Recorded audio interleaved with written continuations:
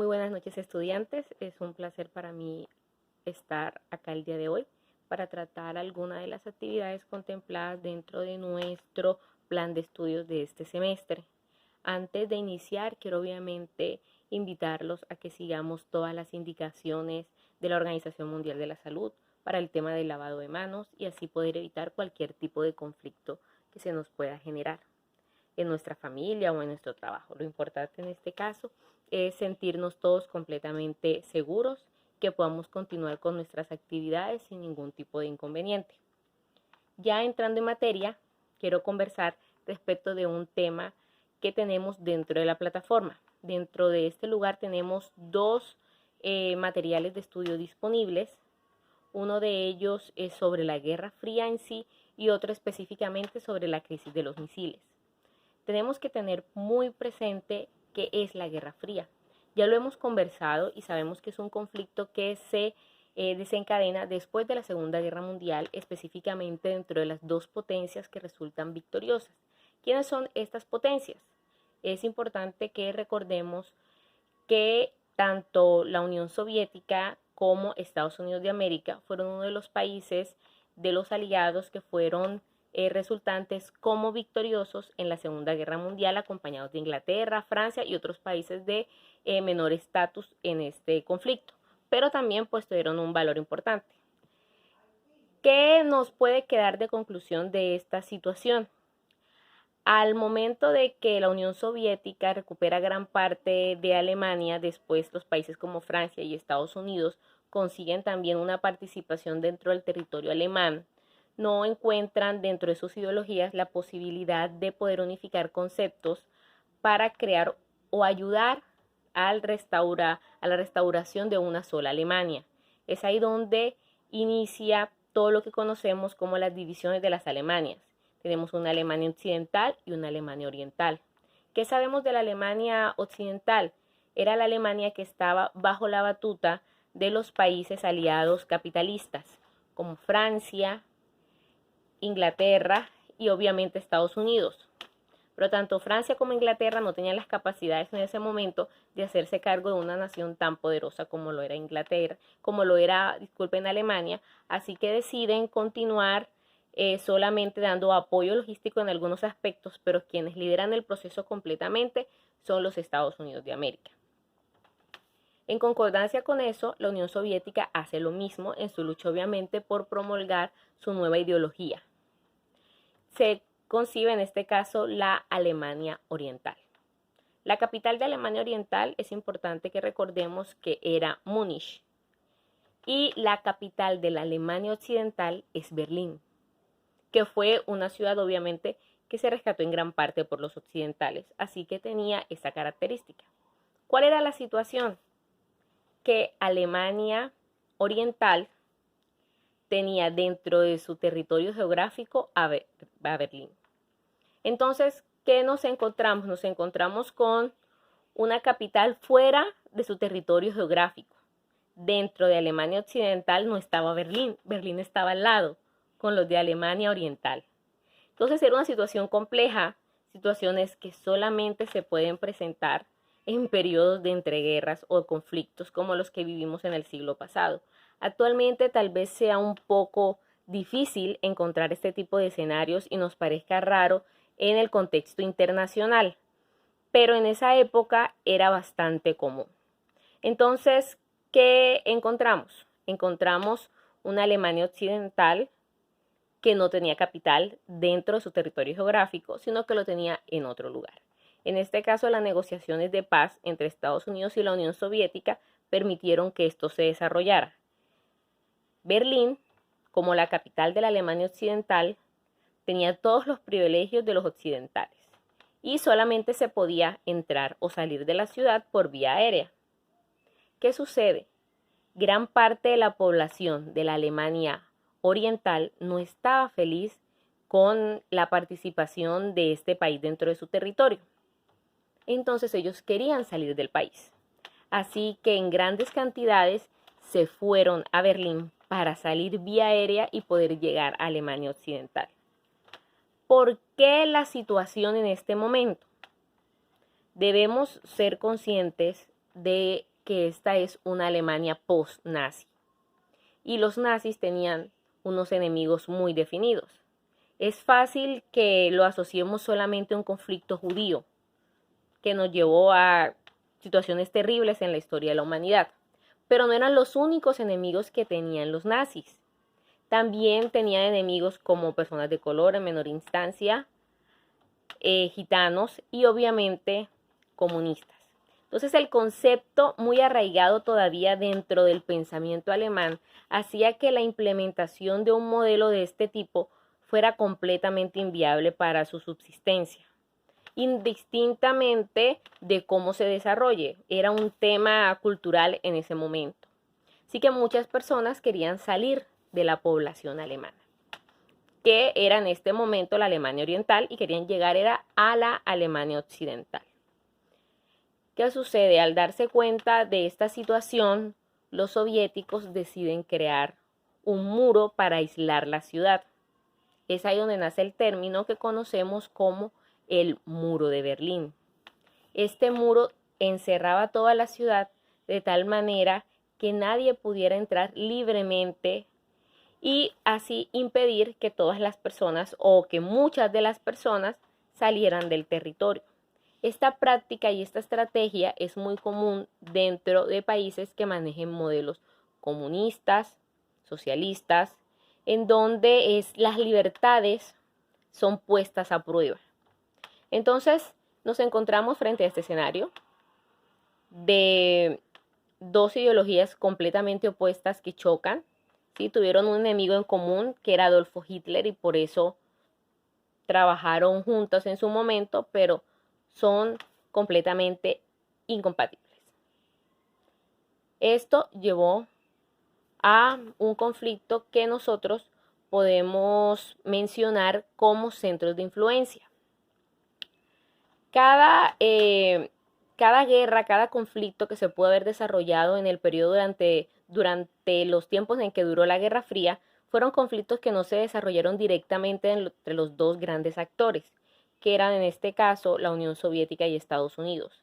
Por eso, ingenuamente, y me atrevo a decir este término, algunos autores la denominan como una de las guerras donde nunca se disparó un arma o un misil, pero en realidad sí lo hicieron, pero no directamente. Usaron los que ya les mencioné hace un momento, centros de influencia. Cada década se enfatizó en algún tipo de población donde ellos querían ganar adeptos. Puede mencionarse casi en términos coloquiales como una competencia de popularidad. Si queremos llevarlo a un aspecto menos técnico, querían ganar países, querían que países se volvieran capitalistas o comunistas. Sí que se enfocaron en los continentes. Inicialmente estuvieron en Europa, después pasaron a América, continuaron con Asia y finalizaron con África. Fue un conflicto que estuvo completamente segmentado. De ahí sacamos o destacamos guerras como las de Corea, conflictos como el de Vietnam, las revoluciones que se presentaron en Sudamérica, donde en algunos casos la victoria la obtuvo el modelo comunista. Entonces es muy importante ver cómo esta serie de conflictos que se desarrollaron dentro del periodo de la Guerra Fría fue la herramienta por la cual los estados participantes de carácter prioritario buscaban ganar este conflicto sin que directamente ellos tuvieran que tener algún tipo de lucha, pero no dejaban de enviar personas a este conflicto. Vamos a hablar específicamente del caso de la Guerra de Corea para iniciar. La Guerra de Corea fue un conflicto en el cual el Estado de Corea empezó una guerra civil interna, en donde comunistas y capitalistas estaban luchando por el poder. Los Estados Unidos y la Unión Soviética intervinieron no solo con armamento, aspectos logísticos, sino también con personas. Nosotros como colombianos también lo hicimos. Por eso, para ir a Corea del Sur no necesitamos visa, solo pasaporte. Y somos considerados en algunos escenarios ya por las personas mayores que de pronto pudieron vivir o tienen recuerdo del conflicto como un país hermano. Los ayudamos en esta disputa que concluyó simplemente con la división de las dos Coreas, ¿sí? Una Corea del Norte completamente comunista, esquiva toda interacción con otros estados, una extensión de territorio mucho más amplia, y una Corea del Sur mucho más pequeña, con una zona marítima grande, pero con algunas limitaciones geográficas, pero con el apoyo completo tecnológico de países como el de Estados Unidos. Por eso es que es muy común que se asocie a Corea del Sur con uno de los estados de Asia que tienen más tendencias occidentales, y es que tienen evidentemente una fuerte influencia. ¿Qué tenemos de ejemplo? Y este es un aspecto muy importante de destacar, es la guerra de Vietnam. La guerra de Vietnam se convierte para muchos historiadores como la guerra que los Estados Unidos perdieron. Dicen que los Estados Unidos tenían en ese momento, estamos hablando de la población, un concepto de sí mismos muy fuerte respecto a su capacidad para ganar guerras. Recuerden que venían de 2 victorias en la Primera y Segunda Guerra Mundial, entonces estaban completamente fortalecidos no solo en moral, sino también en armamento. La situación o el problema en este caso es que Estados Unidos no se enfrentaba a cualquier tipo de conflicto. Estamos hablando de una guerra de guerrillas. Eso fue lo que se enfrentó el pueblo norteamericano en el conflicto de la guerra de Vietnam. Dato curioso, este fue el primer conflicto televisado en la historia. Antes los padres no sabían qué le pasaban a sus hijos.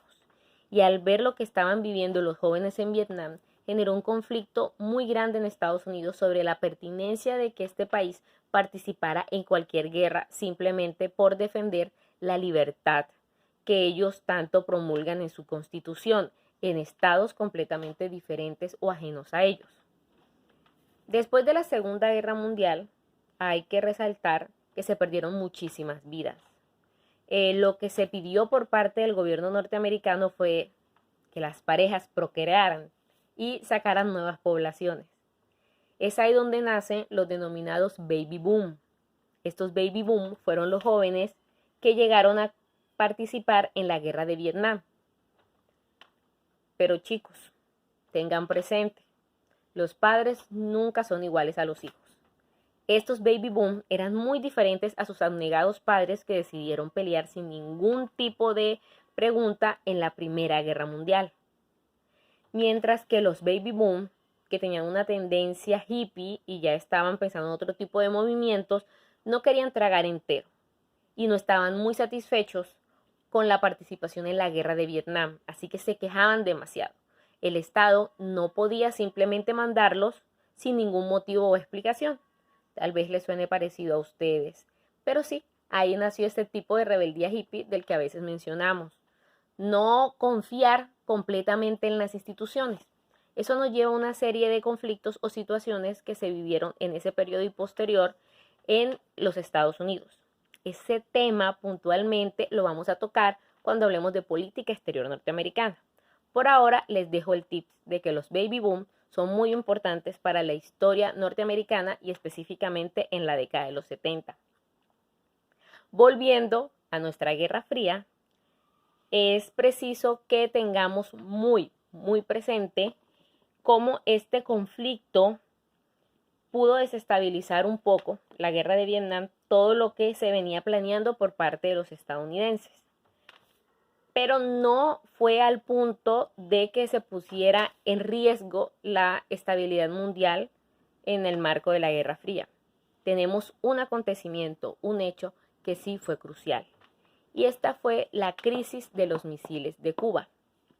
La crisis de los misiles se presentó en el periodo en el que estaba de presidente John F. Kennedy. Y del lado soviético encontramos a Nikita Khrushchev. Perdonen mi ruso. ¿Qué les trae o qué nos trae de consecuencia esta situación? Obviamente nos encontramos en un escenario donde la comunidad norteamericana estaba tratando de buscar adeptos, pero no los podía tener muy fácilmente en Centroamérica. Y una de las principales causas era el conflicto que estaba desarrollando con Cuba. En algún momento de la historia, Estados Unidos, como gran libertador, conocido por muchos, decidió apoyar a la Cuba colonizada por españoles a obtener su libertad. De eso encontramos mucha bibliografía, hasta un referente internacional como la Carta García. Tips para todos, búsquenla, les va a servir para todos los aspectos de su vida. ¿Qué sucede? Después de que Estados Unidos obviamente ayuda a ganar a los cubanos su independencia, les entrega a ellos una característica. ¿Qué característica les da? Los vuelve simplemente un balneario para los norteamericanos. No estamos hablando de ningún tipo de autonomía en lo que realmente necesita un país para su crecimiento y fortalecimiento. Era simplemente una zona que estaba muy cerca de Florida y las poblaciones o las personas norteamericanas podían ir, ahí habían casinos, bares, restaurantes, hoteles y se divertían porque queda muy cerca. Eso indignó en gran instancia a las personas cubanas. Podemos encontrar mucha literatura de los cubanos donde expresan su insatisfacción sobre ese tema. Autores como José Martín también hablaban constantemente en sus poemas sobre cómo se sentía de pobre el pueblo cubano ante esta situación. Estamos hablando casi de una castración cultural de esta identidad que ellos sentían que perdían y de la falta de autonomía para toma de decisiones y fortalecimiento. Entonces, los cubanos inician un conflicto o una búsqueda de su independencia que al final logran conseguir en un ejercicio que venían liderando desde el sur del continente personas como el Che Guevara. Fidel Castro asume el poder siendo un presidente muy joven, dinámico, distinto de pronto a los que muchos recordamos en sus últimos días. ¿Qué sucede? Él obviamente no tiene la bendición o el beneplácito de la Casa Blanca porque ya se consideraba un país en contra de los ideales norteamericanos. Él participó en algunas oportunidades en eventos en esa época en Estados Unidos. ¿Qué sucedió en esos escenarios? Obviamente fue tratado de una manera aislada y se le hicieron desplantes por parte del gabinete presidencial, mientras que los soviéticos lo alentaron y los trataron muy bien. ¿Qué tenemos que tener muy en cuenta? Cuba es un país pequeño, es una isla que queda muy cerca de los Estados Unidos. Ese era su principal atractivo, una isla comunista, un satélite en Occidente para los soviéticos. Era ni mandado a hacer. Entonces Nikita decidió, Khrushchev, de ahora en adelante lo llamaremos Nikita, decidió sin ningún tipo de duda empezar a trabajar con Fidel Castro. Pero Fidel Castro en realidad no le daba un aporte verdadero a la Unión Soviética, más allá del sentido de presión, de inseguridad que podía brindarle a los norteamericanos. Era más bien una carga financiera. Necesitaban apoyo, recursos, armamento, petróleo, todo lo que ustedes se quieran imaginar lo necesitaba Cuba. ¿Y quién debía darles todo eso? Pues la Unión Soviética. La Unión Soviética no solo quería intimidar a los Estados Unidos, sino que también debía demostrar que su modelo económico era lo suficientemente válido para subsistir y subsistir en gran escala. Así que la presión que se manejaba en ese entonces era completamente llamativa, tanto para los estadounidenses como para los de la Unión Soviética. El conflicto en sí de los misiles de Cuba se presenta cuando llega un barco a las costas de Cuba. El barco tenía un propósito muy simple y era básicamente llevar algunas provisiones, pero la CIA se dio cuenta que lo que quería era llevar armamento. Los soviéticos lo negaron mucho tiempo, pero al final en la historia se ha podido comprobar que de pronto sí llevaban, no tanto como decían los norteamericanos, pero sí llevaban. Entonces era un riesgo muy alto, ¿ok? Estamos hablando de que misiles de corto alcance pueden llegar muy fácilmente a Miami. Así que empezó todo este tema de la tensión y de lo que posiblemente podía desencadenarse como la Tercera Guerra Mundial. ¿Cuál fue lo positivo o cuál fue el resultado que se presentó? Porque no los voy a dejar con toda la información, quiero que me lean algunos aspectos del documento que les pasé, y es la estrategia diplomática y política que planteó el presidente Kennedy. Esto es